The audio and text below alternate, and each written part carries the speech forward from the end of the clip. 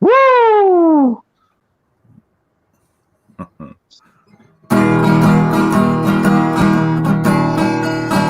Mark out Mania. Mark out Mania. I couldn't think of another song to do, so let's mark out Mania. Woo! Welcome, everybody. Yeah. Hola, amigos, and welcome to Mark Out Mania. Yeah. Good morning. Morning on a Saturday. We've got James, the Extreme Sarno. How are you this Saturday morning? I'm doing good. Can't complain. Hanging in there. I'm ready to clothesline people. Whoa. And we've got the God of Thunder, Zeus King Dark. How is everything in Mount Olympus? It is good. It is a little icy, but it's good. Brr. I will know this. Well, it was pretty icy yesterday here. Actually, our deck was completely iced over for like till like 1 or 2 in the afternoon. But I know not what you say. I can't. I have. It just doesn't. It does not compute down here. You know, in your past.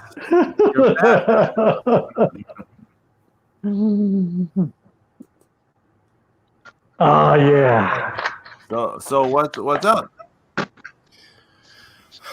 Well, the Great Mutoh won the NOAH GHC heavyweight title. At 58 years old. 58. Take that, Sting. Now, keep in mind though, like Hogan and Flair were in their early 50s when they were still main eventing in WCW toward the end of that era. Yeah. So it's not so unheard of. It's just that it'd been a Well, I actually watched that match last night. Yeah. Thank you, Pedro, for the clip, by the way. I did mark out on his old school New Japan entrance theme. I was kind of hot. But my God, man, poor Muto, man. You could see the pain in his face as he's trying to walk in the ring. And I was like, oh, my God. Actually, I think he was in more pain in '99 when he was wrestling with Vampiro in WCW. Yeah. I think he was in more pain back then.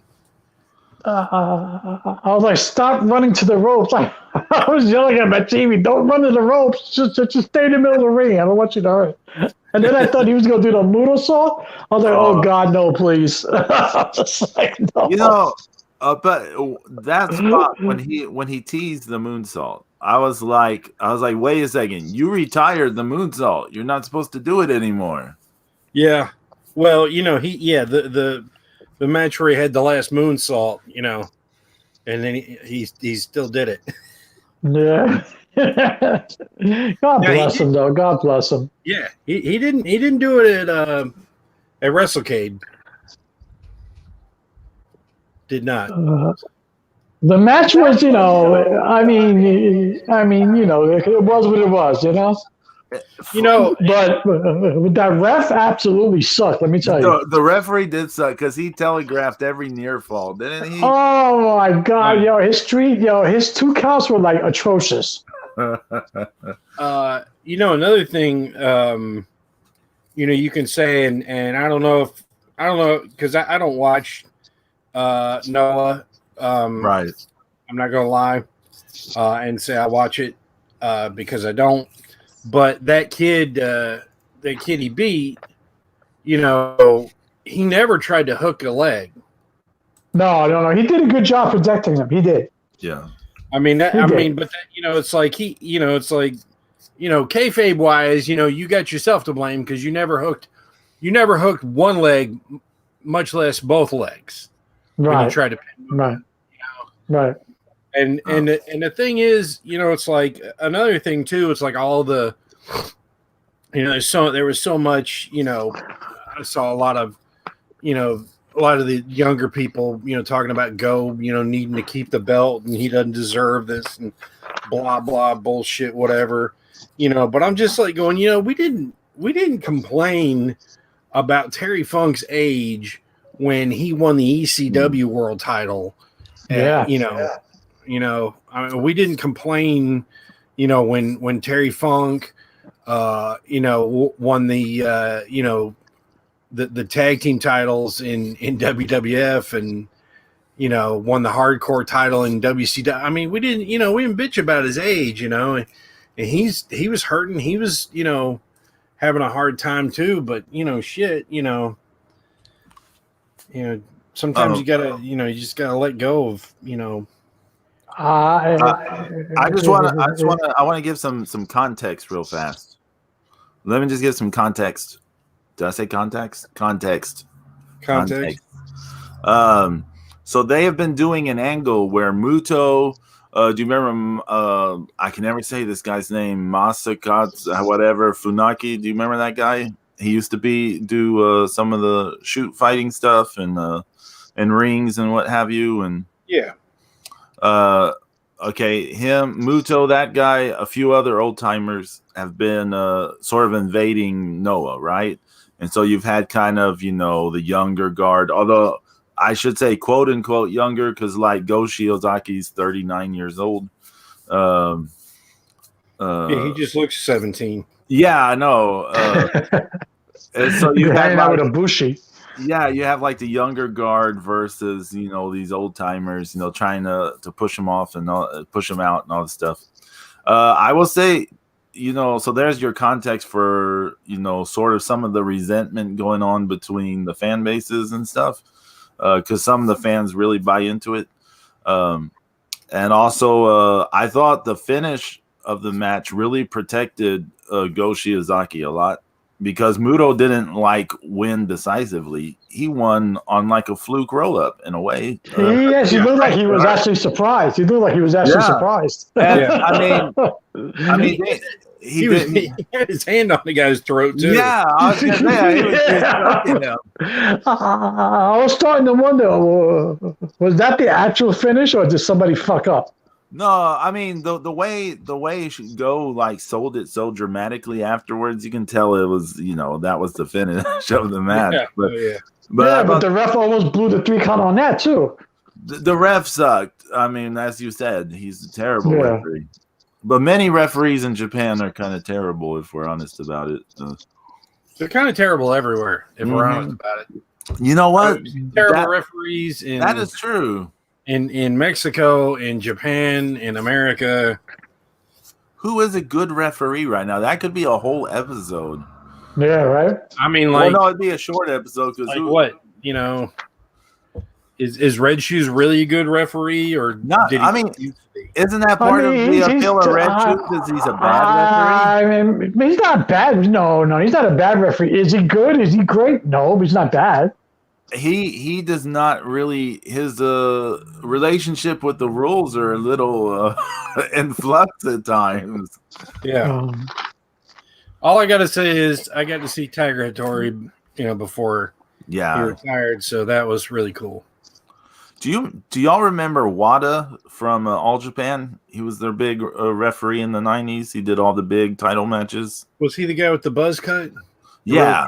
Short buzz cut. Yeah. Oh, okay. I know what you're talking about now. Yeah. He's kind of stocky. Yeah. So he was super well respected, as everyone knows, as a referee until that the Act Yoshiki incident in Stardom, because he was the referee for that, and he got a lot of people were angry he didn't do much to stop the shoot fight that it turned into, right? Oh.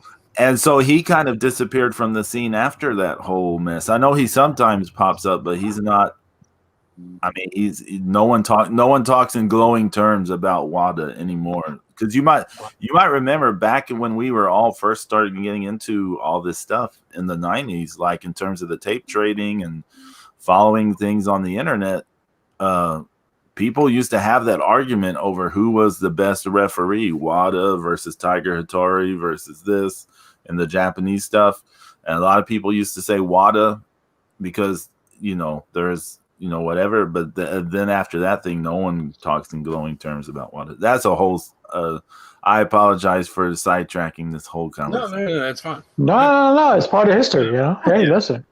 But, and then here, here's another thing,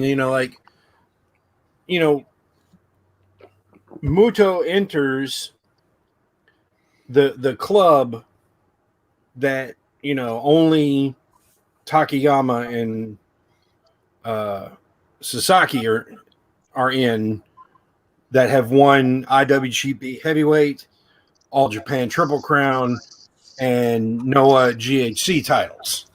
Mm-hmm. But you got to put Muta at the head of that class because he held, the Triple Crown and IWGP titles simultaneously. He held the NWA and IWGP heavyweight titles simultaneously. And he held both tag team titles. And he was, there's that time period he had 6 belts or something. Yeah. There's that famous photo of him. No, I was just about to say that, Pedro. I was just about to say that famous picture of him. Hey, because he had the Triple Crown. Not for nothing, but he did look good at the end of that match where he's actually wearing the strap around his waist. I mean, he's the man looks good with a belt on him. He does, even at 58. Yeah. And they were keeping the angle live because you saw him went to handshake the Go, and Go wouldn't have it, and then another young guy shows up and is challenging him, and. Mm-hmm. You're like, dude, I can barely walk to shake your hand. No, get up. I was like, as soon as you you can wrestle the Great Muta.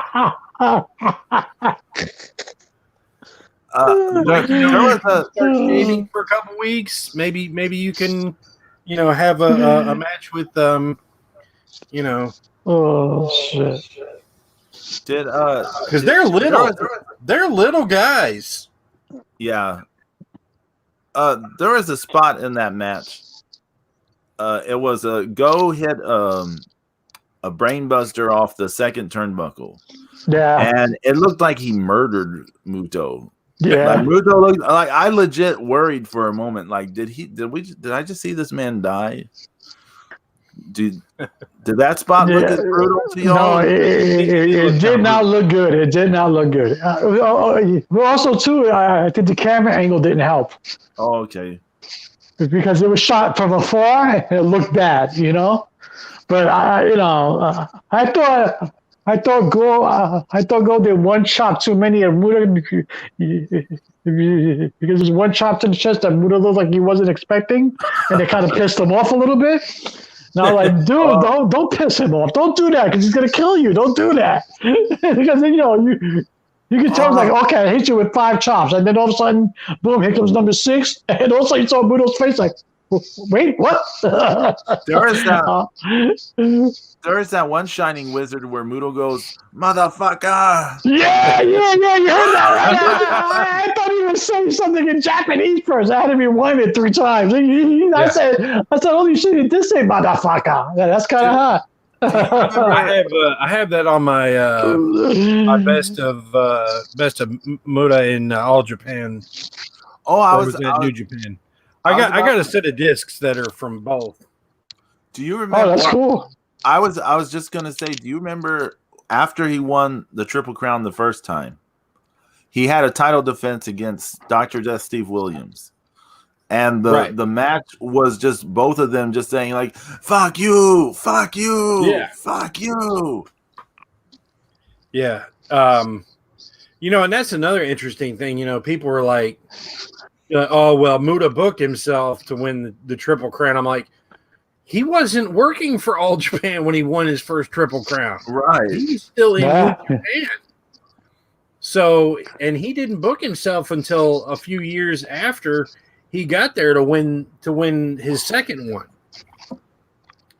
So, for everybody who, why does Muta get a lot of shit? He's one of the greatest of all time. End of story. That's it. Because people are young and they don't know shit.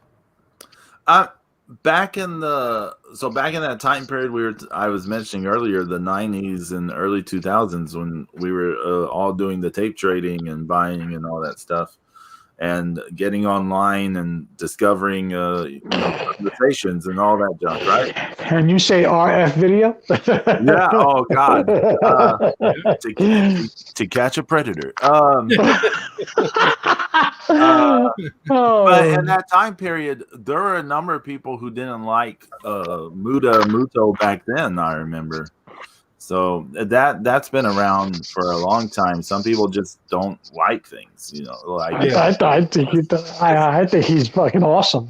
As a matter of fact, I'm looking at his signature right now. Thank you very much, Zeus King Dark. But he gets a lot of flack, and I just don't know why. There's just people that are, it's kind of, no matter what people say, we all kind of gravitate toward one, sometimes two, federations or, promotions or whatever. Right. And there's just a lot of people, who were in the All Japan school of thought who just never would accept Mutoh, and it's crazy because, his, those like, really about those first 7 years back, 6-7 years, back in New Japan, were pretty incredible. Returning from the States and after leaving WCW, and he had a lot going on, and he kind of saw that writing on the wall where that Inoki kept pushing people into MMA. It's like, we got to prove how strong pro wrestling is, and Muto's like, yeah, but I'm not a fighter, I'm a pro wrestler. Yeah. That's the whole thing, and nobody learned a lesson, from Takada, that because he got his ass kicked by that Gracie at the first Pride, and but be that as it may, he just he carved his own path. He had he had the gimmick, he had he had the persona as a baby face, and just an incredible career. There's nobody that's ever done what he did, and and it had that success like he has, and where people he's definitely one of the two people, if you ask the average American wrestling fan, name a Japanese pro wrestler, most of them are going to say Mutoh or Liger. Of a certain age, most are definitely going to say the great Mutoh first. Yeah. So, of younger people, maybe won't say the great Mutoh or Liger first. They will say or they'll say Asuka, Shinsuke Nakamura, Kairi Hojo, something like that. Yeah, but Kenny Omega, Jesus, Jabberjaws, Spirit Fingers. But and there was another thing too. It's like on one of those discs in All Japan, like it's before, it's some just behind the scenes footage, and they like set up the ring, and then Muta goes over and sits on the weight bench, and he just starts curling like 60-pound dumbbells, like holy shit, and that's right around 2000, 2002, I guess, was when he went over there. And so, he's definitely one of the greatest of all time. In from Japan, you can definitely put him, for if you were saying, the four biggest names in Japan, I would say Rikidazan, Baba, Inoki, and then you can put Muto on there. I won't argue that. I won't argue that. I mean, that's that's a four of the greatest right there, far and away. I think. A lot of people argue. A lot of love for Miyazawa, but that comes more from him dying. People, how people get a thing when someone dies. Yeah, but there was a lot of people that loved him to death and would swear up and down that he was the greatest even before he died. You know what? Yeah, they loved him when he was Tiger Mask. I mean, there's some people say he was the best ever. What I remember. Okay, this is just what I remember. The conversation was more people when he was still with All Japan, and then when he went to Noah. People were more on Team Kawada than they were Team Misawa. That's what I remember online. On the internet, the wrestling fans were more on Team Kawada than they were Team Misawa. When Misawa died, it became like all Misawa. That's what I saw. Yeah. I don't know. It was just the people, on social media and things where I was at, it was Misawa and then Kenta Kobashi was number 2 for most. Kobashi, wow. Kobashi is one of the best performers like ever. Yeah. But in terms of what we're talking about, he wouldn't really rank in that conversation. Yeah. Like Ricky Dozan is like the father of Japanese wrestling. Yeah, I mean one of the things that people don't realize, you go back to the late '60s when Luthez went to Japan, and they had the big matches on TV, and they were drawing they said it was like 2 million people watching that on TV. And that's an incredibly high number for that time period, you know. And Luthez wanted to drop the belt to him. He wanted to make him, NWA World Champion. And because the board wouldn't go along with it, that's why Luthez created the NWA International title. And dropped that to him, and then it stayed there in JWP, and then went to All Japan with Baba. Yeah, I mean that's just he was that good, that well respected, and if Luthez makes a title for you, that's that's basically a world title. I mean that was the whole idea. It's like, well, I can't call it the world title, but international is like the whole world. So if you're the international champion, you're kind of like the world champion. So, and when WCW tried to bring the belt back, well, they made international. Yeah, that was when they said goodbye to the NWA for the final time.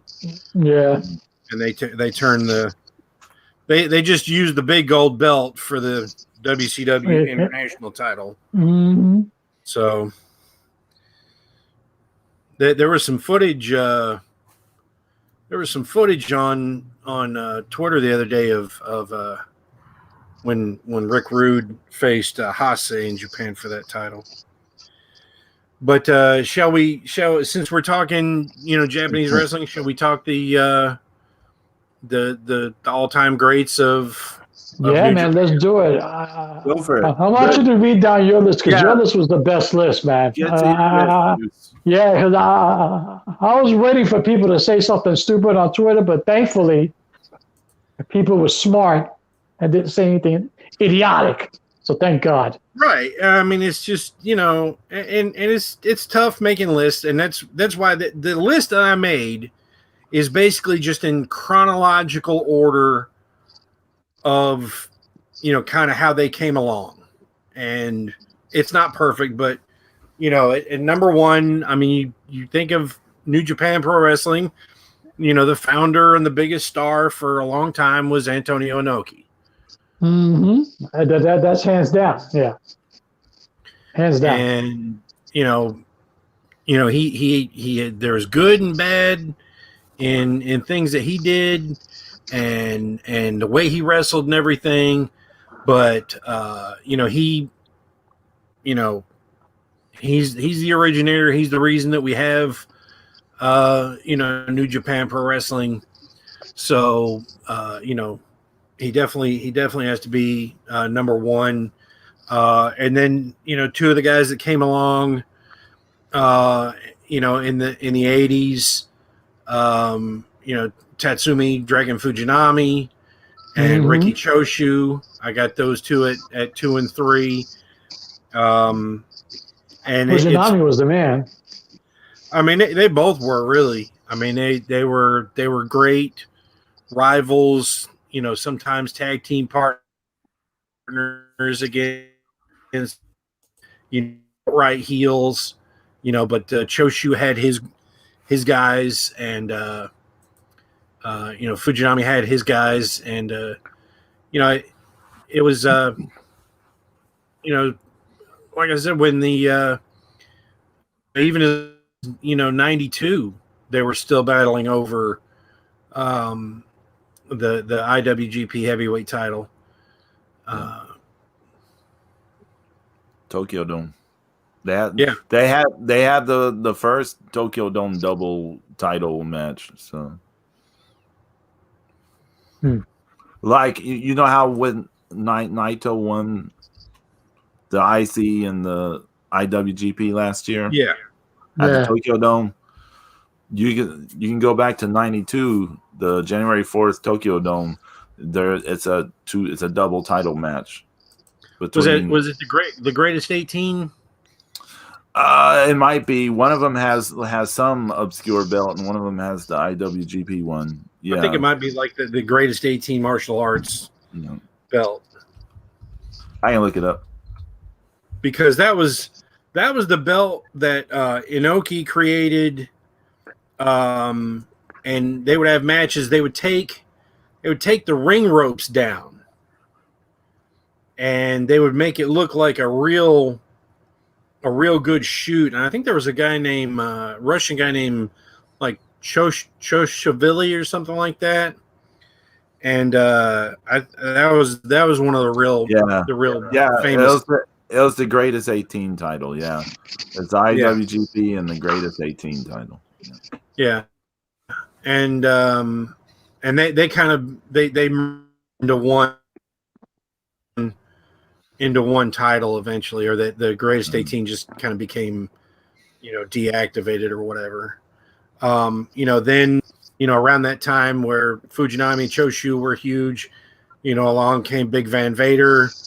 He was actually originally signed to All Japan, but Inoki worked out a deal with Baba to get him, and Leon White was one of the 3 guys that they had considered to bestow Big Van Vader name and helmet and everything on, and the other two were I think it was Sid Vicious and Ultimate Warrior. Oh my God! Were the other Thank two guys God it was Vader. right? Yeah. Uh,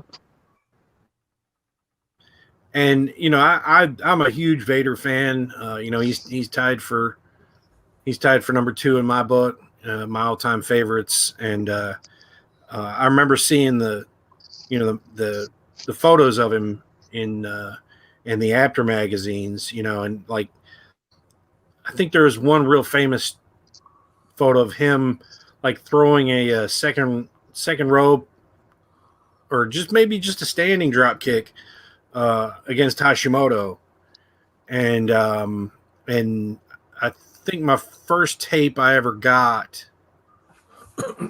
of New Japan was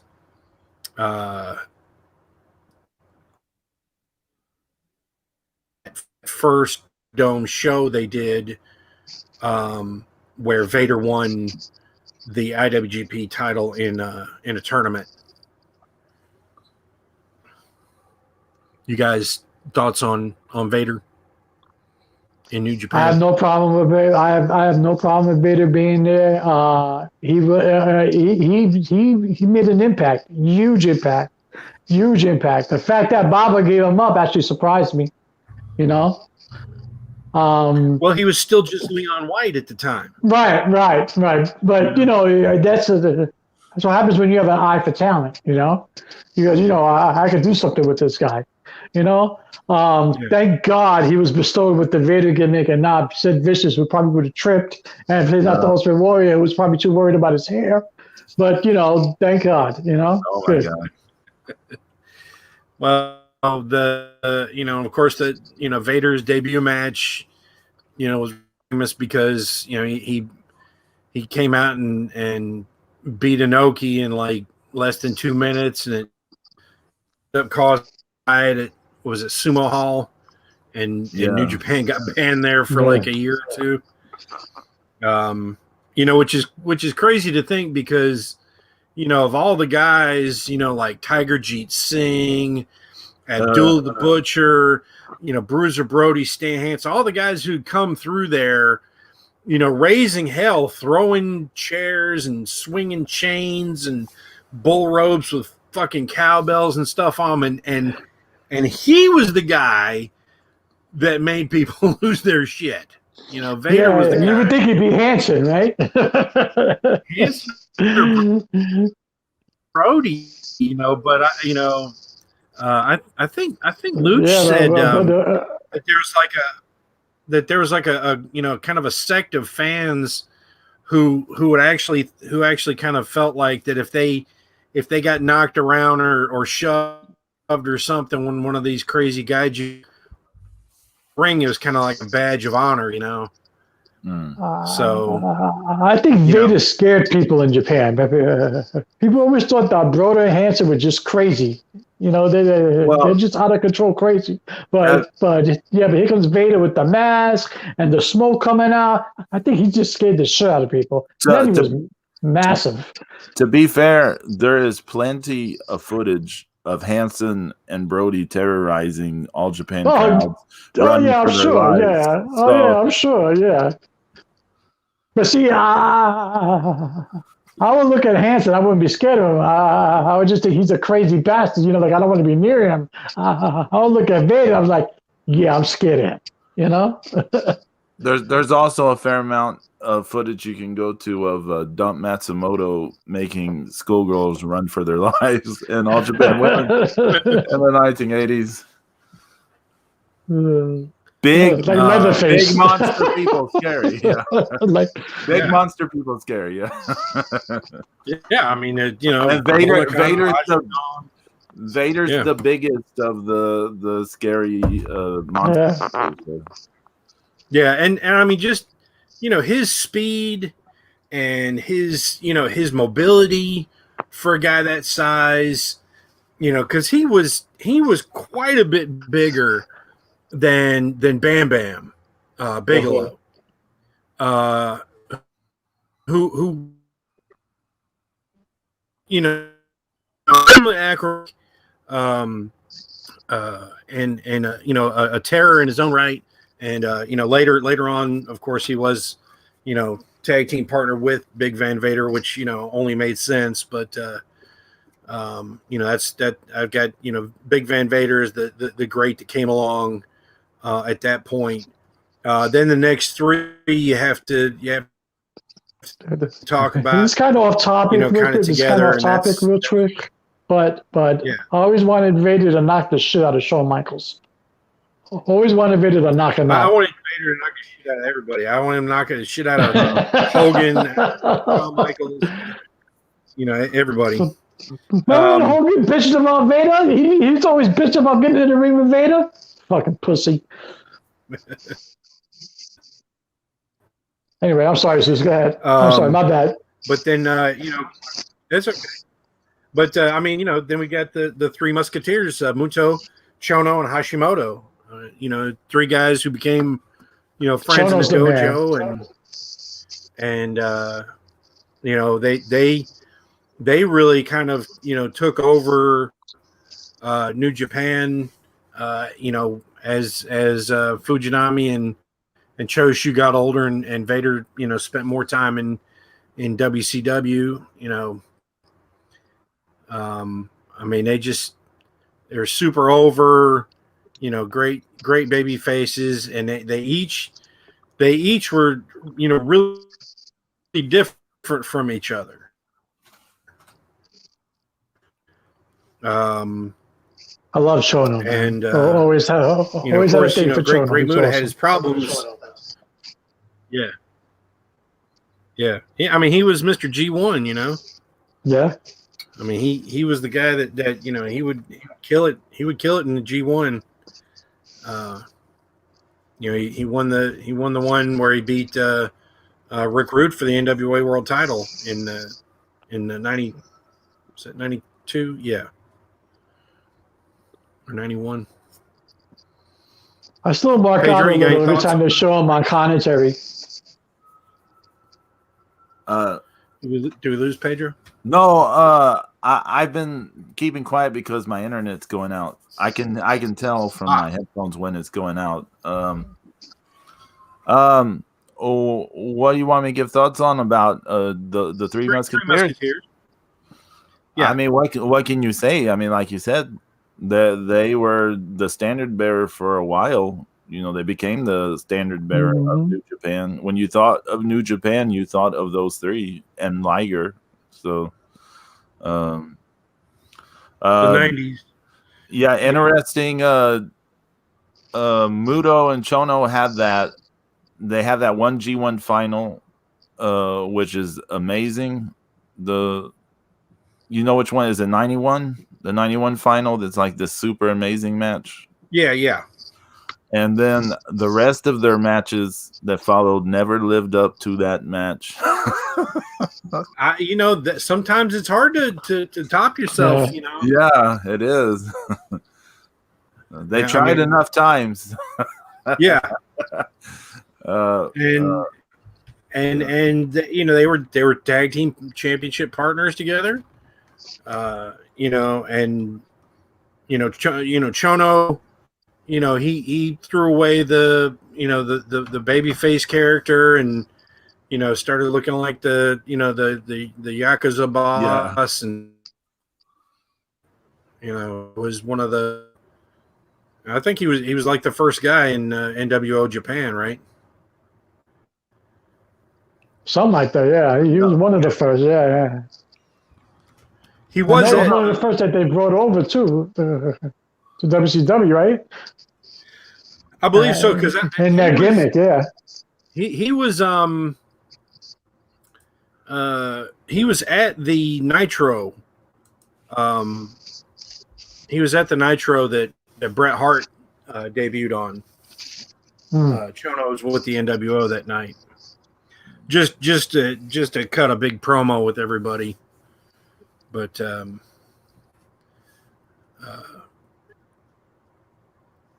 yeah, and we got next after the Three Amigos. You know, Hashimoto, you know, he set the standard for the, IWGP title reign, that lasted until, Okada, finally, beat it. Yeah. Hashimoto, we were talking about earlier, Takayama, Sasaki, and Muto winning the 3, IWGP Triple Crown GHC. If Hashimoto hadn't died, he may have done that as well, because he did the IWGP and he did the Triple Crown. Yeah, and he was if he hadn't have been so involved with his own 0-1 promotion. Yeah, he might have done that before he died. Yeah. But that was that was an important. That was like a third or fourth biggest federation for a little while there. And not for nothing, Hashimoto was very cool looking. He looked kind of like Elvis, like a fatter Elvis. Right. And he was brutal. I mean, his moves, everything he did looked like it hurt like a motherfucker. Mm-hmm. He didn't half-ass anything. He laid in with chops, punches, forearms. His DDT was nasty. He put that little jump on it. His chops. He was definitely. They definitely, played up the karate thing. Where they would show him, breaking boards and stuff like that. And you really, put it in your head. It's like, if you're bringing it down on somebody's arm like that, you might break their arm. And so he was really great at that. And he could go kind of with anybody. He could go against Vader. He could go against smaller guys. He just wasn't. He wasn't in the greatest shape, and probably shouldn't have. Probably should have quit smoking sometime in his early 20s. But be there. There you go. And then Chono. Chono wrestled Europe. Speaks German. I think he's got somebody from Germany in his family tree, and he married a German girl too. Yeah. But and just everything you can say about Muto would he would be the number one guy to come back. They would bring back to WCW for instant recognition. He brought him back for that awful fucking Clash of Champions loss. Fucking Luger, that was terrible. That was horrible. Yeah. Then he beat Orndorff. I like when Muto was with Gary Hart. That was hot. Yeah. But then moving on, Kensuke was the next kind of young guy that really kind of broke out and started getting into the main event era. We saw him and Hase against the Steiners at the first New Japan Super Show with WCW, and that was just a great match. And then they kept bringing him into WCW from time to time, and then then Hawk came and took him under. And, it was like, hey man, we can be the Hellraisers. We can't be the Road Warriors, but we could be the Hellraisers. And becoming the Power Warrior thing was not Pedro's favorite gimmick. Yeah, I knew that was going to come up because I'm not a fan of the Power Warrior gimmick. Yeah. Gee, why not? But as far as did he really need it? No. Not really, no. But I mean, it was just kind of that, so many people, had kind of seen that worked, so, but, and I mean, somebody had to be that guy for Hawk, when Hawk coming to New Japan, unfortunately they didn't push him as a singles wrestler, but, maybe he was like, hey, look, man, I, be glad to do tags, give me somebody to tag with, and and so that kind of the rest was pretty much history after that. And Sasaki, I think he won the IWGP Heavyweight Title 5, I think. Yeah, he won a number of times. Yeah, a huge part of New Japan history. Then next I got Jushin Liger. He's the only junior I've got in this Pantheon, but far and away he's the most famous. After all the stuff that he went through from that first incredibly costume, into the Liger costume that we all know and love today. Mm-hmm. He had that Liger mask is legendary. I mean, he came back and wrestled for 10 more years. Mm. I mean, that's cool. He's For all you young kids out there, for all you young kids out there, he was on the very first match at WCW Monday Nitro. That's right. Very first match. Yeah, Pillman and Liger. Mm-hmm. Yeah, that was a good match. Everybody was real fired up for that one. Pedro, you got anything to say about Jushin Liger? Oh, I mean, Liger is awesome, as everyone knows. It's interesting. It was always interesting to me looking back on it that like Tiger Mask is kind of the first concept in a way. That Liger's kind of the second version in a way, if you think about it, in terms of how he was in his role in the junior heavyweights for New Japan. So Tiger Mask is kind of the first version of that, but Tiger Mask, of course, is so short. Like the time period of Tiger Mask, the first Tiger Mask, is so short. It's a huge like explosion, and then it's so short, and then he's, him in New Japan part way. Not to mention all that stuff. What Sayama, I'm sure it was, a lot of guys were probably offered to become Tiger Mask, the second, that probably turned it down. Right. Yeah.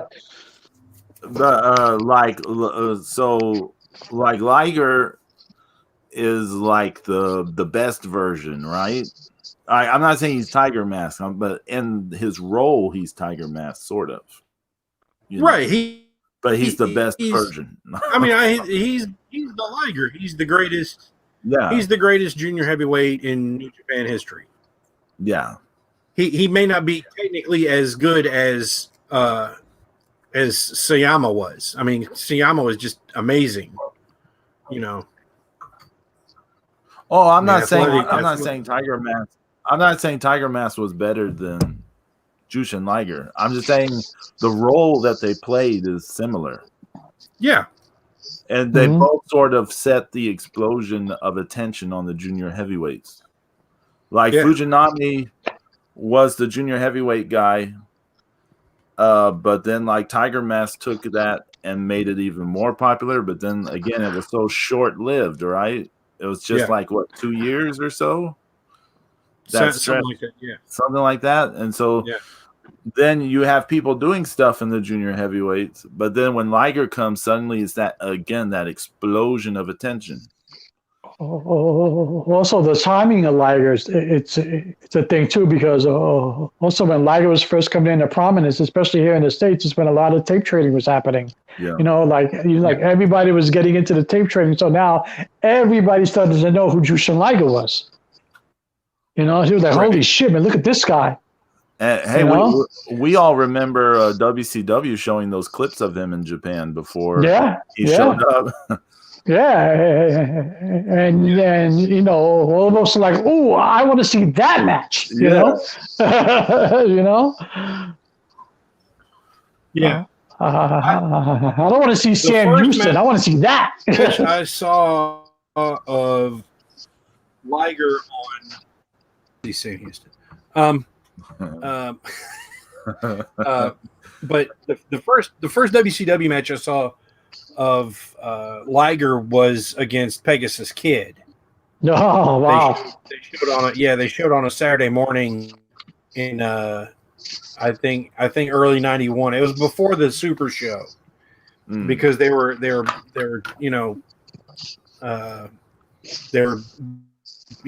building it up, and of course Pegasus Kid, Benoit, he's who he is, but at the time, you really got a lot of people were like, wow, who the hell is that guy? And so that match I thought did a lot for both of their things. And I believe, if I recall correctly, Liger won the match with a shooting star press. Nice. And I think so. Not swearing to it, but I'm pretty sure it was. And I think that blew my mind. And then, later that year we would see, WCW New Japan Super Show, Starrcade 91 in Tokyo Dome. We would see Liger against Akira Nagami. And that was a fun match. If you get a chance to watch that match, head over to New Japan World. Sadly, I wish I would love to find that entire broadcast raw. How we found that somebody posted that Jim Crockett stuff with that it was that brilliant tape, like they taped it yesterday, and because it was a master and it didn't have the audio track on it. I would love to see that for that Starrcade 91, because it would just, because what you have on New Japan World now, they don't have any of the entrances. And they have, like, as soon as that is made and the referee goes to raise that hand, they cut it off. And I remember, you remember seeing, the interactions before and after the match. The entrances were cool, and plus, I would love to see the entrances without the corny, stereotypical weird ass damn WCW entrance music that they made for the Japanese wrestlers, But you don't get any of that on the on World, because there's just none of it there. So, that would be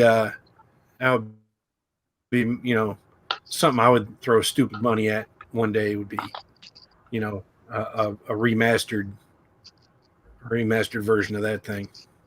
But then after Liger, there was, we went from the 90s into the early 2000s, and there was kind of quite a few guys who, were carrying the torch. And I thought Nagata was slightly better than the rest of his contemporaries, for that time period. Who are the other contemporaries? Like in your mind? like Tenzan. Tenzan had more runs with the IWGP title than Nagata. Yeah, it is. But his days as champion were quite a bit shorter. Right. Totally. He headlined some Tokyo Dome shows as well too, didn't he? Did Nagata headline any Tokyo Dome shows? I don't know if I saw that or not. I'm not. I think Nagata is like way superior to Tenzan by a lot, but I have to say Tenzan, like in terms of popularity, probably a little higher than Nagata. Yeah, and that was probably one of my, everything like these last three spots were really hard. Yeah, but Nagata's still going. Yeah. He's still going, so he's building on his legacy. Remember this. Tenzan's still going too, isn't it? Yeah. Unfortunately, but, I don't see us talking a lot about. Yeah, I don't see us talking a lot about Tenzan matches, but but I'm sure all of us will remember that. Yeah, but I'm sure like all of us remember the Yuji Nagata. That match from last year. That match was like whoa. So I will say the Tenzan Great Okan match wasn't bad. It was a lot of fun. The one they had on January 30th. If you haven't seen it, no, I need to go watch that. Now, you still haven't seen that show? No. Damn it, Zeus. But and Tenzan was hugely important too. He and Kojima, were that was Tenkozy. They were 6-time IWGP Tag Team Champions. They won the All Japan Tag Team titles. They won the NWA Tag Team titles. They won the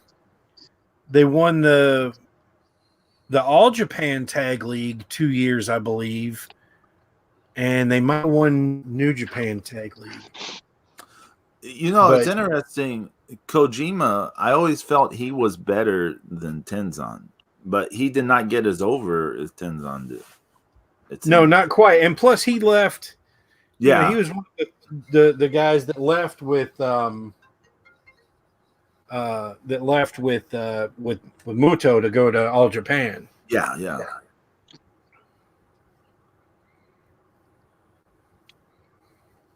Mm-hmm.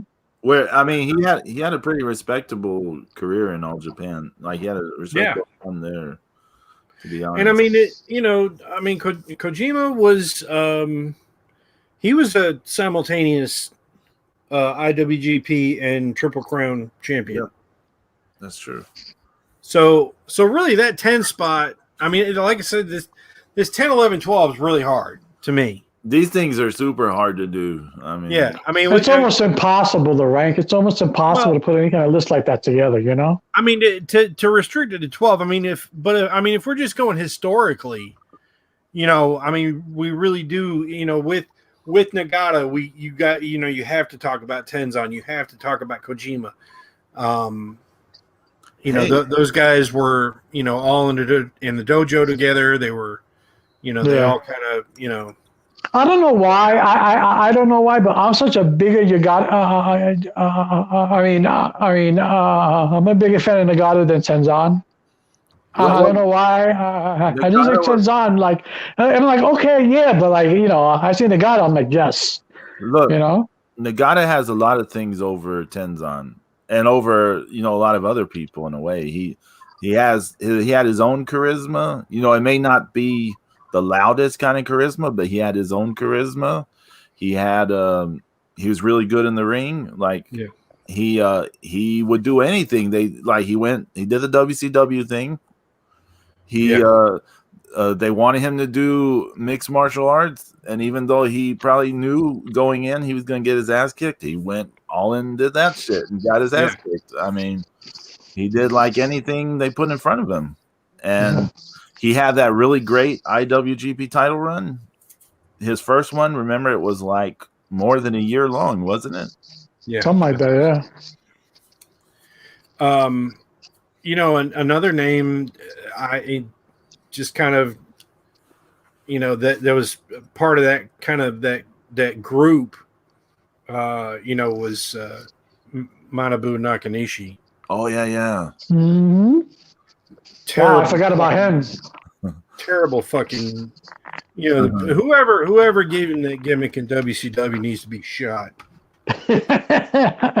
Was was his my name? God! Wait! Don't say it. Oh shit! It's on the tip of my tongue. I forgot. I lost it. Well, thank God it's not a redirect from whatever is terrible. Kurosawa. It was Kurosawa.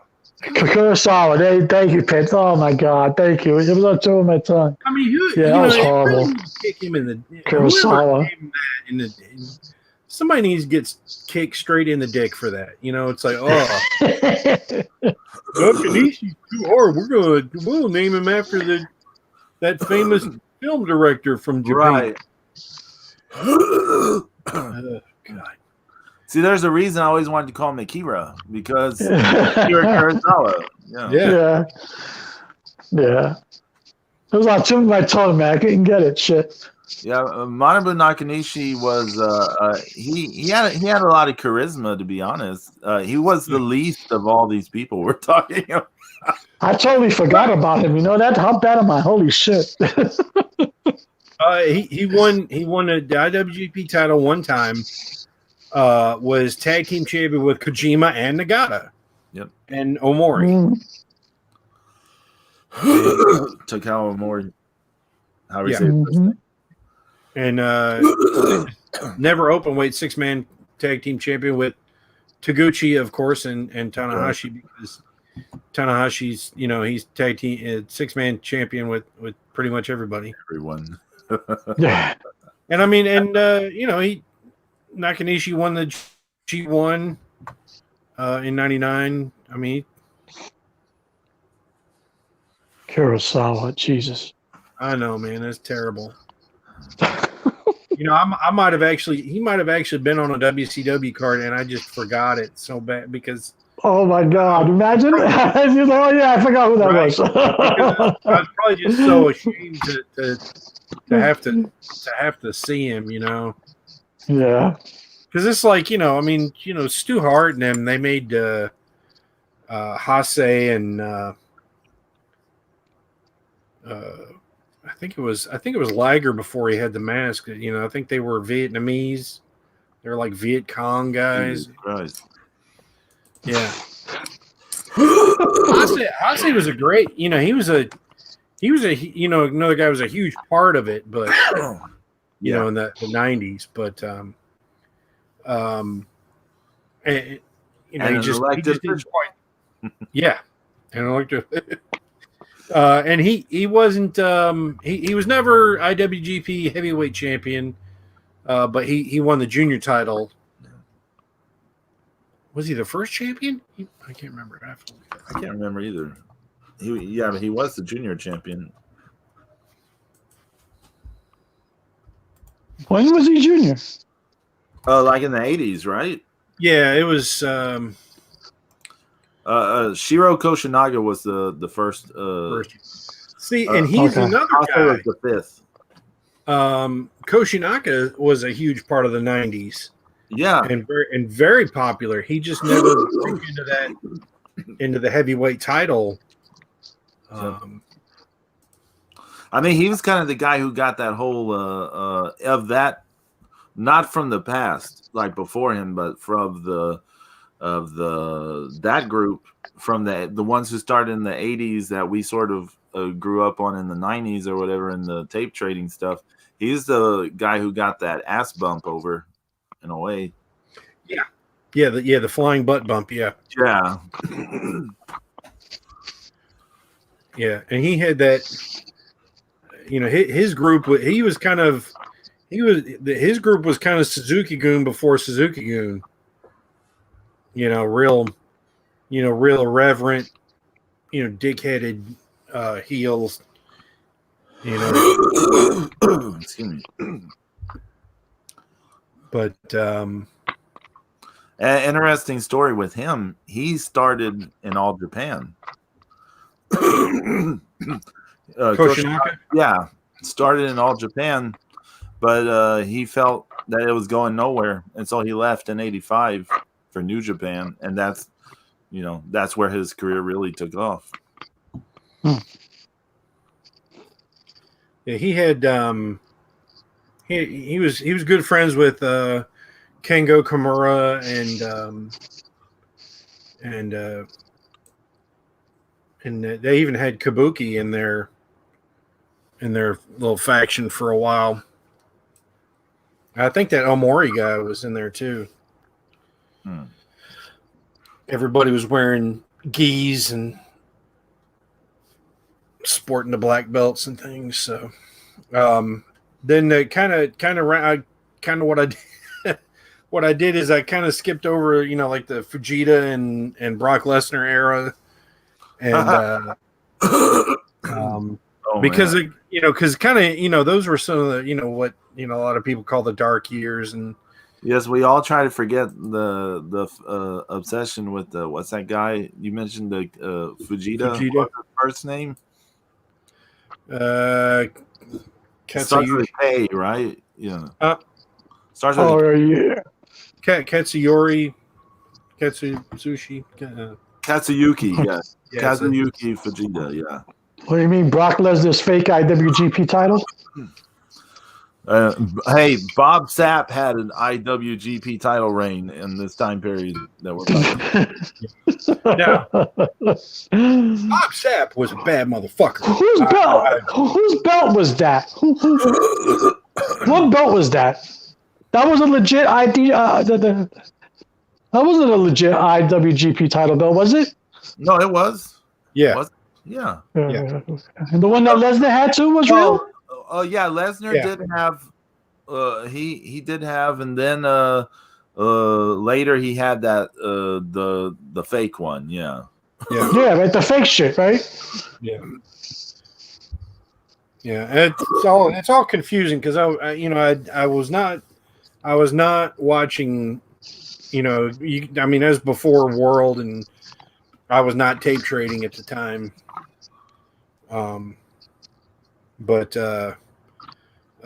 So, I mean, if that's the same belt that Kurt Angle took, right? Yeah, because I think Angle beat he beat Lesnar for the Okay. Who beat Angle? Oh, I don't know. Good question. I gotta look this up now. I don't know. Shit, Zeus. But Bob Sapp made a lot of money. I mean, he was a huge draw in kickboxing and MMA and wrestling. I mean, he Nakamura. Nakamura beat him. Yeah. And beat Angle. I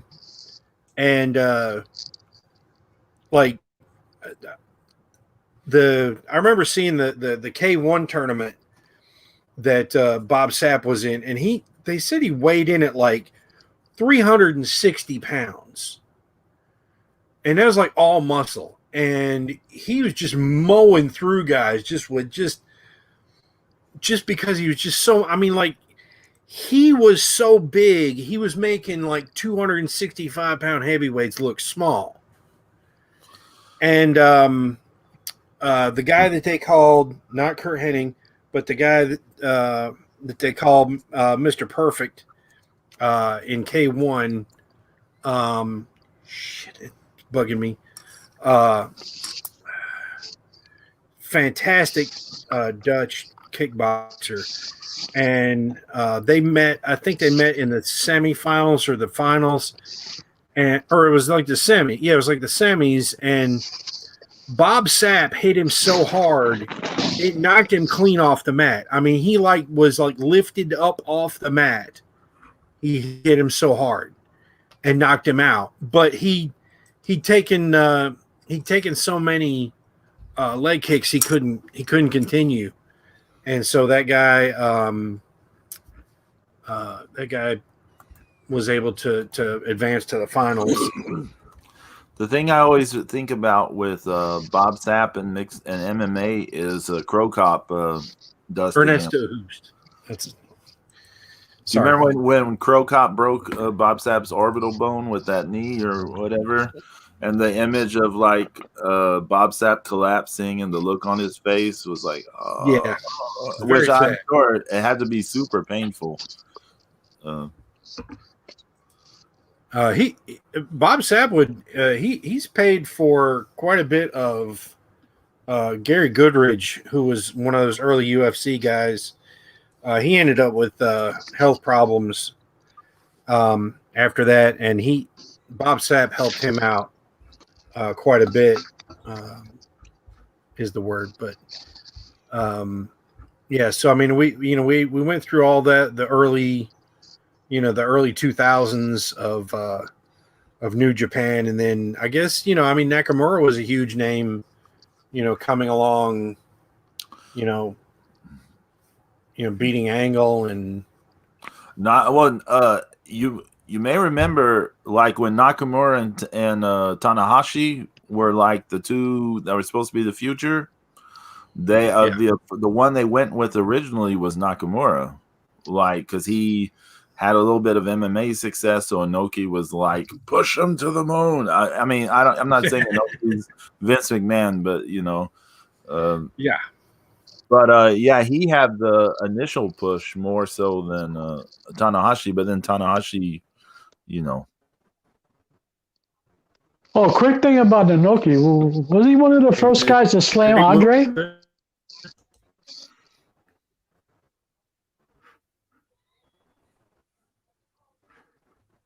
Hello? Yeah, I'm going. My internet's going out. One of the first guys, but hello? Is anybody there? McFly. I'm pretty sure he did in Japan. Is the internet going in and out? Hanson did it. Brody might have done it. It was like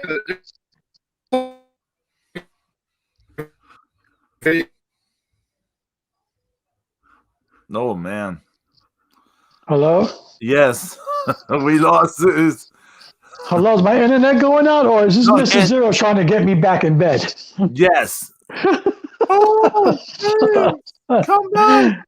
Oh, James. Oh, shut up and go make me a sandwich. Damn. Dude. I think we lost Zeus, right? We lost Zeus. I was trying to be quiet because I was like, I no one's going to be able to hear me, so I'll just be quiet. Yeah. See, anything for not Zeus talk about Okada. You see what happens? As soon as we get to Okada, you stopped it. Well, we didn't get to Tanahashi. We didn't get to the AC. Yeah, that's right. Because he was just thinking about Nakamura. He was like, Nakamura was a bigger thing than I had thought about. And it's like, Nakamura was pretty important. And then what happened was he got a text from Ace, okay? Yeah. He was like, wait a minute. The text says, go, Ace. Go, Ace. Go, Ace. Go, Ace. Don't say anything about Nakamura. It's Ace time. Go, Ace. Go, Ace. Go, Ace. Like in his song, where this song is like going, go, Ace. Go, Ace. He's sending Zeus hair care products. Man, I thought Zeus would have been back by now. Oh my God! Oh wait! Here he is. Here's Zeus. Is Zeus, you back? Yeah. Might have been this inclement weather we're having here. Don't lie. You know it was a text from fucking Ace. Okay. Yeah. Tanahashi was like, "Stop mentioning Nakamura. Put me over." Go Ace. Go Ace. He's sending me hair care tips, and I'm like, stop! You see? James made that joke. Shit. You can't get blood out of a turnip, and you can't get hair on my head. That's why he loves me so much, is because I'm Bald as a cue ball. He heard Zeus putting over Nakamura. He had a shift. He goes, no. Hey, these listings they're super hard because you go through them, you start thinking about the different errors and stuff, and you start going like, oh well, this person was important, that person was important. Yeah. It's hard to do, but wasn't Tanahashi next on your list? Yeah, I have Tanahashi next after Nagata. He's one of the most instrumental guys for the success they have right now. Like he's kind of to Japan, isn't he? Absolutely. I mean, he's the he's so popular. He's so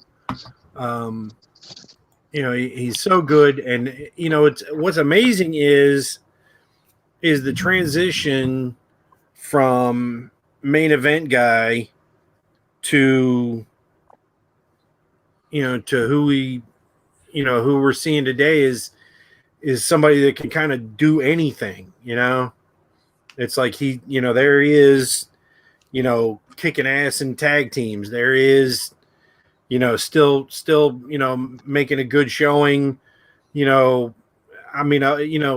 bad did we feel for him in the G1? Right. Yeah. He was having really good matches in the G1. Yeah. But and it's like it was so hard to see him, not winning more. And it looks like he has Muta knees all the time too, I'm like, oh my God, please leave his legs alone. and Muta's the kind of the bridge between Nakamura and Tanahashi, because Muta beat Shinsuke for the heavyweight title, and then Tanahashi beat Muta. Yep. Zeus, you haven't seen the Shingo Tanahashi match, right? That was good. I saw that, Pedro. I saw that. I gotta see that next. The thing about that match, it's like it's in my opinion, it's better than anything that was on the Tokyo Dome shows both nights, and it might be better than anything I saw last year. It was a super incredible match, and Tanahashi, it's like is where he's positioned where you're like, oh, he's not gonna be the main event anymore, right? He's not gonna be the IWGP title. They're not gonna put the promotion behind him in that way. But then he's still almost like the best guy that they have. Well, he doesn't need the belt. He doesn't need the belt. He can go in. He can be a main eventer and not have the strap. He can easily main event any one of these shows and not have a strap because he doesn't need it. He's Tanahashi's ace. He's so over. It's unbelievable. I think his hair is over the most. Well, I mean, just the heart and the effort that he puts in to everything, to his offense, to selling, to the anguish you see on his face, the smile. I mean, he just does everything well, I think. He's awesome. Besides his hair, now he does that body reveal spot before the match. Which is crazy because, he's still kicking an ass in the gym. How old is Tanahashi? Is he 41 or 43? I can't remember. Something like that.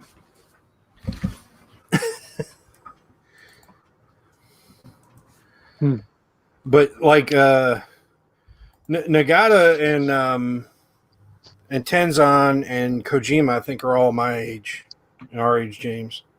Okay. God bless him. God bless him. Because they're still stepping in the ring with Suzuki. God bless him. Tanahashi's 44 years old? Wow. He'll be, yeah. Wow. I didn't know he was like a year younger than me. Yep. I'm even more pro Ace now. Go Ace. Go Ace. Oh God. Here we go. Now you're gonna start getting texts from Ace too. Yeah, I'm glad. Yeah, hey, I still have some hair. If he can help me salvage, the hair that I've lost, I will be grateful. That would be. Hey, I'm right there with you. Help me too. Help us, Tanahashi. Go Ace. Go Ace. The Workout Mania podcast. I'd be like, hi. Tanahashi Hair Supplies. Go Ace. Go. Hi. Ace. I got your number from Zeus. Hi, please don't be mad. I need some hair care products. Zeus, my friend. Guys, we're like, hey, we're friends with Zeus. He's like, if you're friends with Zeus, you're my friend too.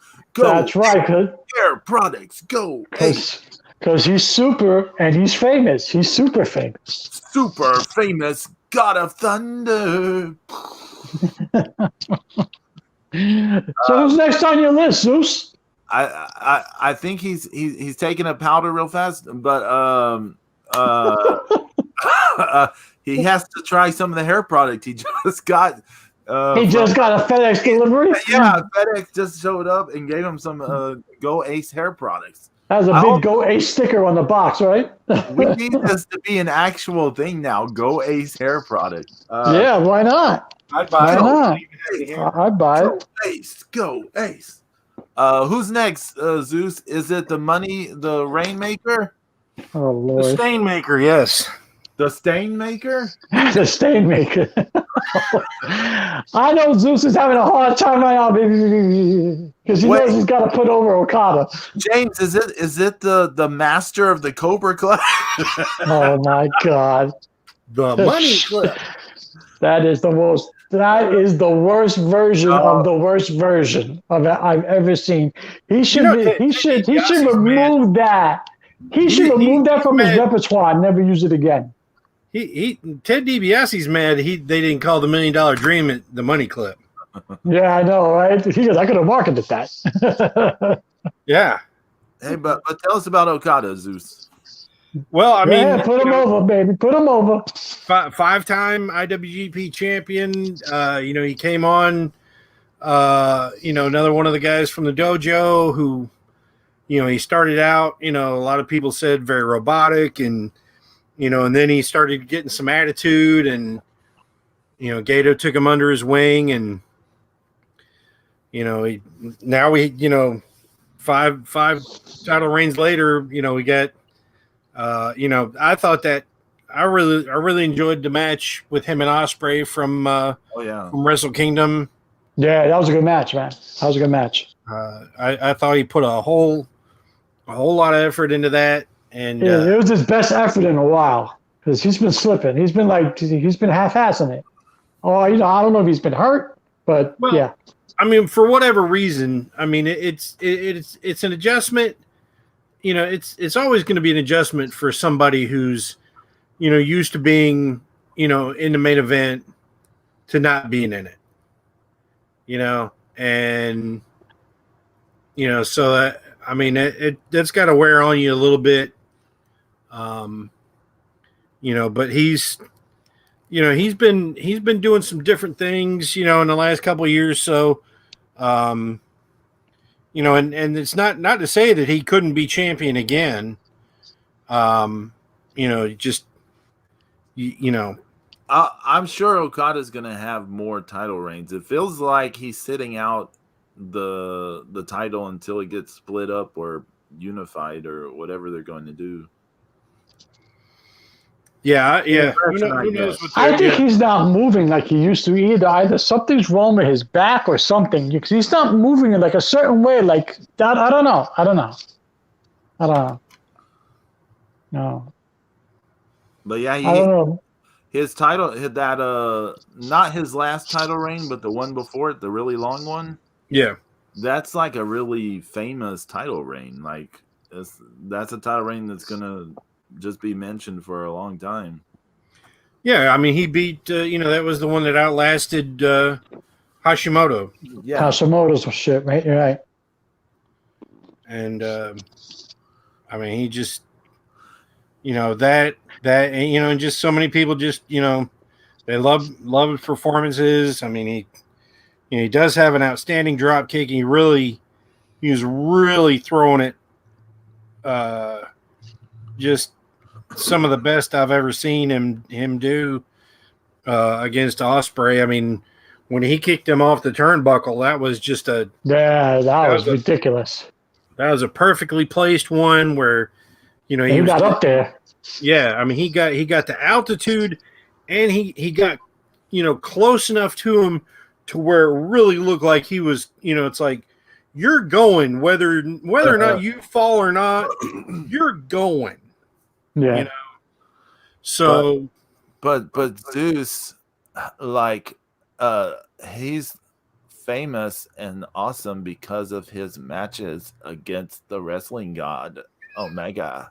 Oh my gosh! Please! Oh my god! So, like, the problem I have with your list, why isn't Omega the number one on your list? Well, you sound like the girl who takes my pizza order at Pizza Hut. He's not even the best wrestler from Winnipeg. Okay, that's one thing. Oh my god! Kenny Omega's not on Zeus's list. It's not a real list. That's it. I protest. No, New Japan didn't exist until Kenny Omega was in it. Really? Don't you know that Kenny Omega made up New Japan? All right, yeah, he created it. It was his childhood dream. He did a little toy fed with his toys about it, and then he. Oh my goodness! Yeah, I just hope. I don't want to get into it, is because I don't want to open up a can of worms with you guys. Because I don't want you guys getting yelling at me. But I just hope that Okada stays out of AEW. That's all I want to say. Why are we going to be yelling at you? Yeah, because that's all going to open up a can of worms about the recent, about all the recent rumors about there hasn't been Suzuki-gun's not on the shows. Oh my God, they're going to AEW and all this and all that and fucking Kenta and no. Just. I'd like to say that Okada's the man, and he's still building on his legacy. Sorry, I'm just laughing at Zeus going, I'd like to say, and then James. Sorry. Out. Sorry. I had to get that in there. What I was going to say is that is going to the same. He obviously going to the same hairdresser that Konami goes to. He's wearing that same color of silver that Konami's been sporting here for a few months. Yeah, Okada's always one of the things that's always he has to get some credit for is the current besides Tanahashi's role in the current visibility of New Japan, Okada being the champ in the time period where a lot of people over here, younger fans who are now fans of a certain shitty promotion, got into it. Okada was the guy, so they see him as kind of the guy of Japanese wrestling. And he was the guy that he beat Jay White at Madison Square Garden. That was awesome. Good match, That was a great match. And so sorry. It was against the Modelo Stars match. It was 5 Modelos. And that's a good question. Why is that match? I never hear anybody talk about how many stars of a match that was. We hear it's like, oh well, Twiddly Fingers, Jabber Jones, and Okada had 5 and 6 and 7 and 12-star matches. Okay, now you're gonna make me look up what the rating. That was a 14-star match. I give it 5 Modelos. It's what year is it? 2019? No, was it 18 or 19? 18, right? Oh, you 2018? You sure? You mean for the Madison Square Garden match? Is that what you're talking about, right? Yeah. I think I was 19, maybe. I don't know. Yeah. Who knows? I don't remember. Madison Square Garden match was not in 1980, James. No, he said. Oh, 2009. Hey, 18. Oh, it must be internet thing. I thought you said it was in 1980. I was like, No, come it on. wasn't 1980, Pedro. No. Even though Kenny Omega created Madison Square Garden because he went with a shovel and a pickaxe to New York, okay? And, I was standing on the corner eating a hot dog that day, and he moved me over so he could build Madison Square Garden. Don't you know that? We all know he created Madison. Yeah. He was at the Garden. July 11th, April 6, 2019. April, okay. Okay. Let me see. I give it 5 Modelos and a shot of Fireball. There you go. Y'all continue talking while I try to find it. Fireball. Yeah, man. I had that on my birthday once. I was like, what the hell is this? It's cinnamon. I was like, oh my God. I used to eat a ton of Fireball candies when I was, younger. Oh, those are good. Mm-hmm. Those are fantastic. I remember those. Yeah. Yeah, I remember those. But Okada's the man. He'll always be the man, okay? He's still building on his legacy. In all seriousness, though, I can see him winning maybe another 2 title reigns. That's all said and done, He's pretty young, isn't he? Yeah, he's like 35, 34. It's all just going to depend on his, it's all just going to depend on his body, Yeah. Man. I mean, he's. Just you got to stop doing that shitty fucking money clip, man. God damn, please. That's the worst looking. That is the worst looking Cobra Clutch of all time, and it sucks. It does nothing. It's crappy looking. I know. So he was born in 87. Okada was born in 87. So what is? What does that mean? He's like what, 34? 35? Yeah. He'll be I finally found. He'll be 34 this year. Okay. So he's relatively young. He's all right. He's good. Meltzer gave Okada Jay White from Madison Square Garden 4 3/4 stars. Oh, Meltzer. Okay. 4 3/4 stars. How precise. So I take a half a point away because I had a warm beer. It's just off from being a 5-star all-time classic. Although until that gets shattered into 7 or 9 stars, whatever they're up to. But that doesn't matter. So Okada closed out your Pantheon, right, Zeus? Yes, he did. I think that was a great list, Zeus. Zeus, all joking aside, that's a great list you put together, man. It really is a good list. Hard. These lists are hard. Yeah. So you did a good job. You did a really good job. You had some honorable mentions. What were your honorable mentions? Masa Saito, he was just hugely important for New Japan. He had the relationship with the WWF, and he was really important as far as bringing Americans to New Japan. He had the huge match with Inoki, the Island Death match, right? Yeah. And Saito was he's got his name on a move, everybody calls it the Saito suplex. Yeah.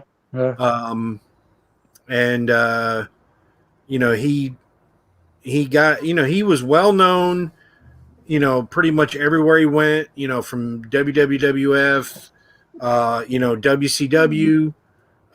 It was him and Great Muta in that Pat O'Connor tag team tournament where they lost to the Steiners at the end.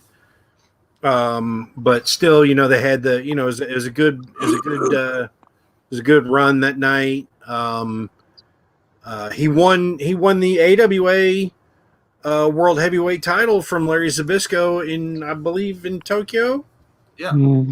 And he was a New Japan wrestler, so I mean that's a big deal. Especially as far as the history of the AWA World title. And Japan.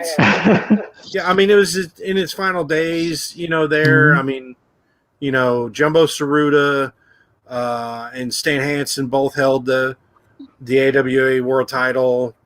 And they were closely associated. Of course, they were All Japan wrestlers, but I mean, the All Japan. The AWA title, very well respected in Japan, in progressive, fans. Like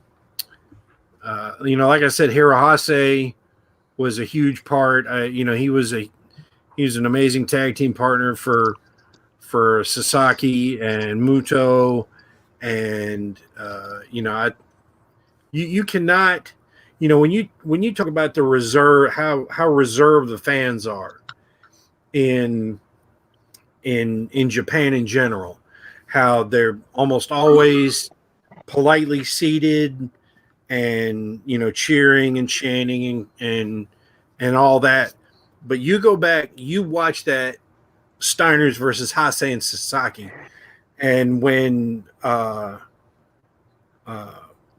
Hase clotheslines, I think it was Scott Steiner out of the ring, and then jumps up on the turnbuckle to yell to the crowd, like there's thousands of people just screaming and jumping out of their seats, going nuts, because that was just like, he had that charisma and that great smile, and he's the guy that busted Muta open, that created the Muta scale. Yeah, the Muta scale. Yeah. Yeah.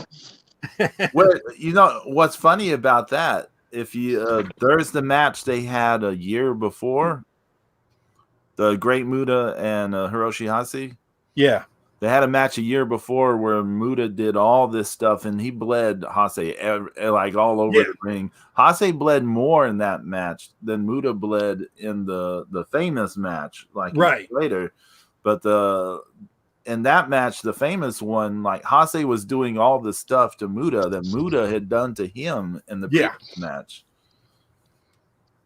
Yeah, Muta scale. I totally agree with you on that. And of course, the Hase scale doesn't have as good of a ring to it. Yeah, I know.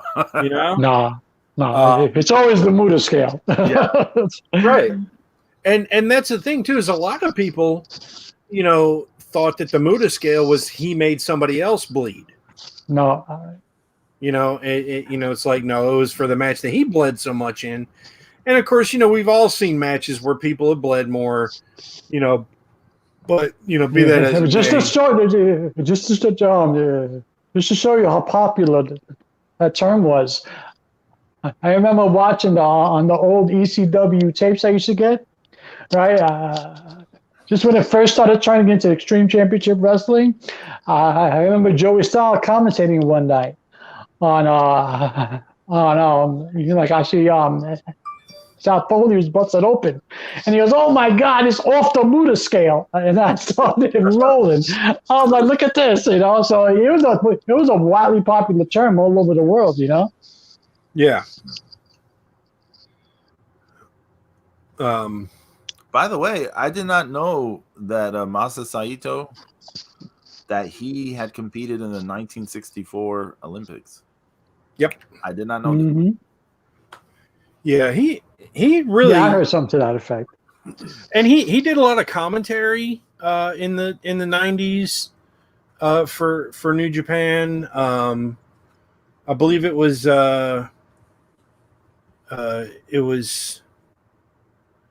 Masa Saito and that other guy that got terrible fucking Asian named in America. I can see him. He's a tall guy with a big mullet. But they wrestled Dusty and Dustin Rhodes in a tag team match there at the second WCW New Japan show. Who?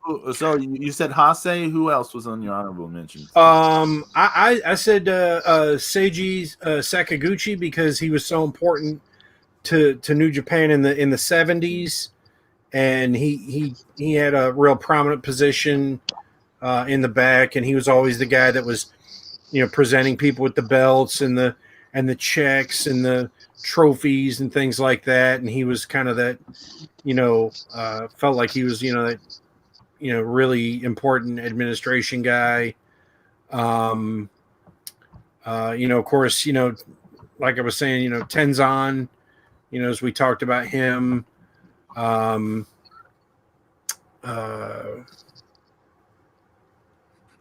trying to think if there was anybody else. Yoshiaki Fujiwara. Yes, like we discussed in the other day. He was an important guy. He was also, I think, he's the first graduate of the New Japan Dojo, like back in the 70s. Ah, nice. I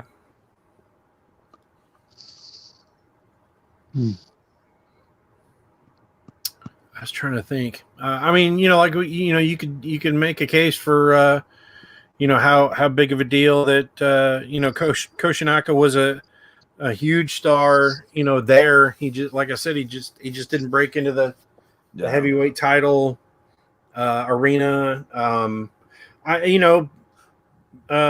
Countless junior heavyweights you can mention in a way too. Oh yeah, Sarno, Naoki Sarno. Super Strong Machine. I mean, look how, of course, he's one of my favorites that, he never got a great singles run, but, he was pretty important to helping, fill out the cards, and, he had his Raging Staff group that I liked with the Blonde Outlaws, Hiro Saito, and, that referee that was the junior champion.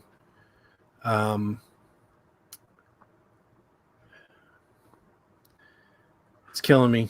And then I think it was Tatsutoshi Goto was with Super Strong Machine. But he has the iconic mask. There's so many people who have worn versions of that mask. Yeah. A lot of people wore that mask.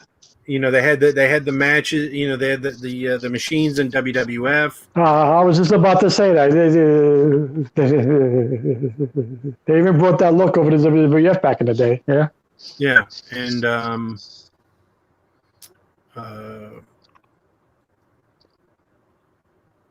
George Takano, I believe that was. Oh, okay. He was one of the guys that he teamed. All right, so that's that match where I was telling you guys about. It was George Takano and Super Strong Machine against Italian Stallion and Rip Morgan. That's on the network. Wow.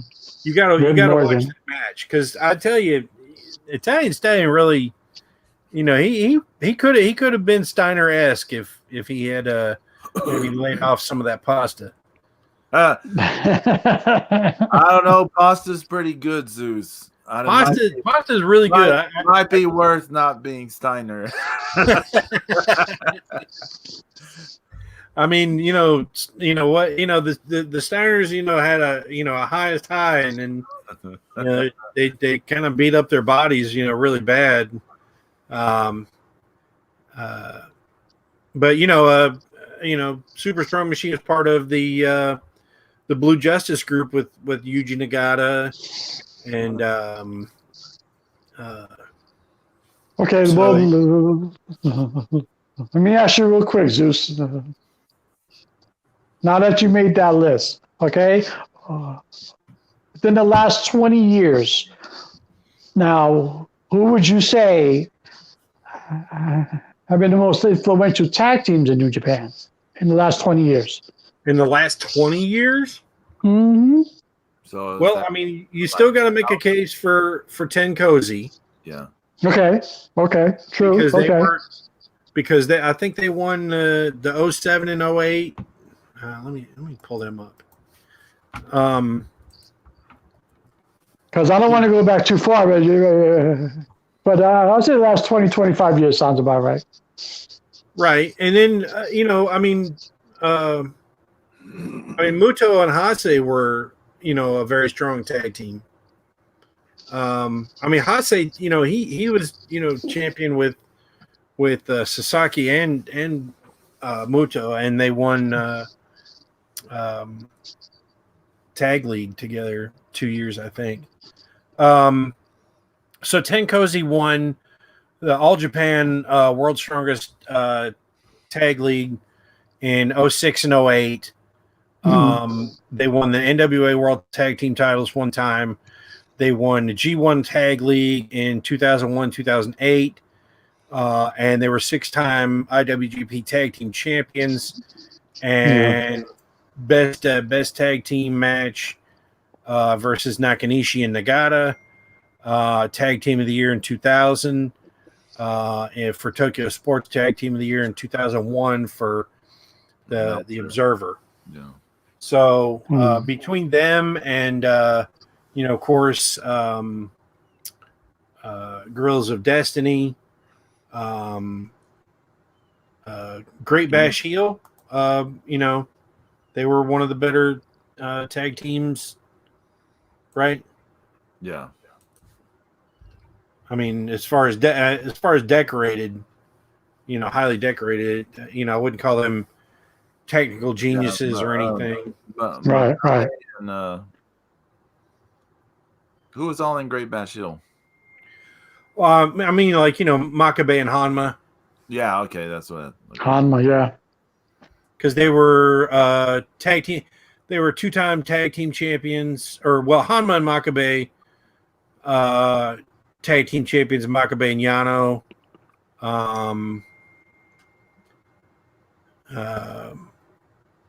And tag league 2 years in a row, 15 and 16, Hanma and Makabe. So, and tag team of the year, or no, not tag team of the year, but yeah. So, that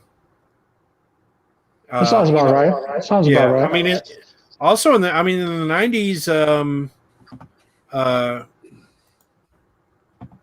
Chono and Choten was really, really important. You're not mentioning what James is really wanting you to say. Rock and Roll Express? No. Evil and Sonata. Cock and balls. Evil and Sonata. Oh, Evil Sonata, the greatest tag team ever, period. That's it. End of story. That's it. Nobody better. Well, they won tag league twice, right? I think twice. No, was it once or twice? Here, go to my computer. Yeah, I think once. I know once. I don't know if it was twice.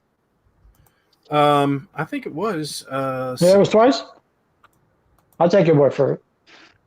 Tag league 17 and 18. Yeah. Okay. Back to back. There you go. And they were two whole time tag team champions. Yeah, some genius decided to break them up. So. Well, I mean, they wanted they said Naito wanted to elevate his singles career a while back. So he's not my kind of guy. But now he's locked in battle with your boy Okada now. So yeah, that should be interesting. Yeah.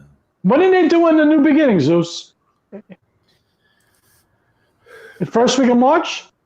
Well, A New Beginning just finished, Yeah, right? it just ended. Oh, it just ended? No,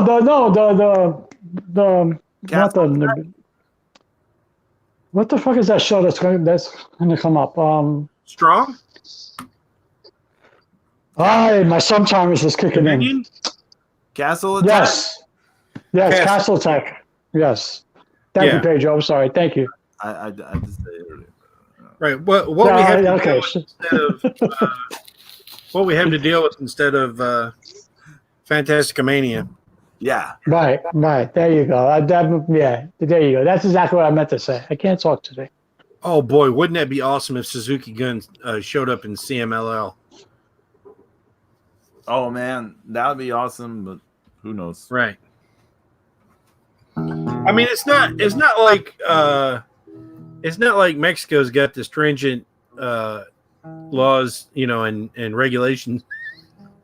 Well, you know what? I will say this: Mexico, in terms of the COVID stuff and having shows like Lucha Libre, they have been fairly. Oh, we lost Zeus. I mean, not Zeus, James. Hello? Yeah, he is. I'm sorry. Hold on for a second. Look, MZ, I'll be there in a second, okay? Just, you just start without me. I'll get there when I'm finished, okay? Start without you. Oh my god. Hey, shout out to Coop Harrison in the Coop. What's up, Coop? What's going on, buddy? It's nice of you to join us on the show. Mutoh, you got that right. Yeah, Coop is a stand-up comedian, and he's got a YouTube channel. He's a funny guy. Cool. He likes New Japan. He plays New Japan Collection on the mobile devices, and he's a fan of New Japan Pro Wrestling. So he's a younger guy, but he's still pretty reasonable. I'm a fan of Mrs. Zero. I'm gonna throw her a couple suplexes in a minute. What I was saying was that Mexico, they have been when promotions or sometimes just groups, just people throwing like indie shows, have tried to do stuff that they weren't supposed to because of whatever restrictions with the COVID. People have faced like consequences for it. And so that's why you don't see like a ton of shows coming out of Mexico. You don't hear about much coming out of Mexico. Everything has to be, following the letter of the restrictions, or you get like fined and all kind of stuff. So for whatever, it's crazy to say, right? Because I'm not trying to badmouth Mexico, but we all know Mexico is kind of famous for being a little loose with rules, right? Loose? That's an understatement. But for some, they're very strict on the holding of shows over the past year. And Mrs. Zero is loose. Now that's loose. Holy shit! Look at that! We went through a whole show and not even talked about shitty NXT. Well, they got a thing tomorrow. Yeah, they got a pay-per-view. NXT is they just I don't know. It's not what it was, and now fucking Damian Priest is on the main roster, so they ruin him. All I'm gonna say is this real quick: NXT UK has become what NXT used to be. That's what I'm going to say. Because NXT UK is turning out to be the show. It's no joke. NXT UK, in my opinion, is the best weekly wrestling TV. That shit has gotten really good. I totally agree, Pedro. You and me are on the same page, buddy. Fucking Ilya Dragunov is the fucking man. The things I like about it is very simply told, simple to digest.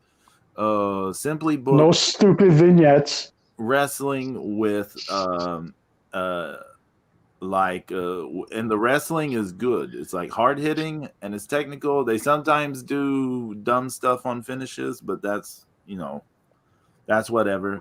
And they build dumb entertainment segments. I mean, they don't waste any time on the screen. That's another thing. There's no Christmas at the Garganos. in their Well, huge but the chairs. thing is, like, if they do a promo or they do a video or say something like when Noam Dar has the Supernova sessions, his little talk show, Yeah. it's for a reason. Like, it builds to something. Nothing is just like for no reason. Everything on there serves a purpose for something. Ilya Dragunov and Walter have had the fight, and not the match, but the fight of the year. And this week, Meiko Satomura had her debut, and it made the women's division seem like it was the biggest deal anywhere. Although I would have liked to have it 10 years earlier, but okay, you know. The main thing, the reason they have her is for training eventually. But Yeah. Did you notice that that thing that was floating around? They were showing that Meiko was it Satomura? Yes. Yeah, she was on Nitro. Yeah, a long time ago. Yeah, a long time ago, yeah. Mm-hmm. That's crazy. Mm-hmm. You didn't know that? I'd totally forgotten. So Gaia Yeah, Japan. And she was in the Mania Classic too, the first one. Gaia Japan did a lot of stuff with what's that thing with WCW in that small brief period of time. Mm-hmm. Yeah, she's not young. She's in the late 40s or I think early 40s, something like that. But she was moving around that ring really good. Yeah, I think she's 41. 41? Okay. I know she's had like a 25-year career, but I think she's like. Mm-hmm. But yeah, but the pay-per-view is tomorrow. You know, the NXT pay-per-view is tomorrow, so it should be interesting. I'll watch it. I will watch it on Monday or so. I'll start on it then. But as I said, NXT is being ruined the minute it went to USA. Let's look up the card super fast. We're so late. We're like, this is one of our longest episodes, but I'm gonna have Mr. Zero give me my shot in the heart in a minute. Okay, Johnny Gargano defends the North American title against Kushida. MSK grizzled young veterans in the Dusty Rhodes Tag Team Classic Finals. MSK is the Rascals, right? From Impact. Yeah. Dakota Kai and Raquel Gonzalez versus Ember Moon and Shotzi Blackheart in the Dusty Rhodes Tag Team Classic Finals, the women's version. Yep. Io Shirai defends the NXT Women's title against Toni Storm and Mercedes Martinez. And the main event, James, you're telling me this is shit, and I'm like, this card doesn't sound bad at all. No, it doesn't sound bad at all, but it's it's Finn Balor defending the NXT title against Pete fucking Dunne. No, that's going to be good. I'm not saying it's going to be bad. I say that the TV shows has gotten, the in-ring product has always been pretty good, decent, but the TV shows has gotten, Yeah, I'm behind. I'm behind this. That's because they try to put 30 matches on, in 2 hours. Yeah. And it's not working. And then they're doing entertainment segments, because they're going up against shitty W, So it's horrible. Yeah, imagine. Well, they're doing that because Vince is involved. Yeah. Well, assy W. There you go. Hey, you know what? I wish we can keep talking, but we really can't. Yeah. Wow. We're way over. Holy shit. We gotta go. I want to thank Coop Harrison for stopping by in the chat. Thanks, Coop. Thanks for hanging out, man. Nice to meet you. Happy Chinese Lunar New Year to everyone out in the world. Happy Valentine's Day, or as I like to call it, Happy Single Awareness Month. Happy Valentine's Day to everyone out there, all the lovely ladies. Cuddle. All the couples. I hope everyone has a safe week ahead. Roses are red, violets are blue. I'm a schizophrenic, and so am I. I don't want to say for certain about next week because there are a lot of factors that can play into things this week because of weather and other issues. So hopefully, if we're here, we're here. Come join us. Come hang out. We'll get into it. If we're here, hang out with us. Mark out. There you go. take care. And adios. Wear a mask and wash your damn hands. Peace.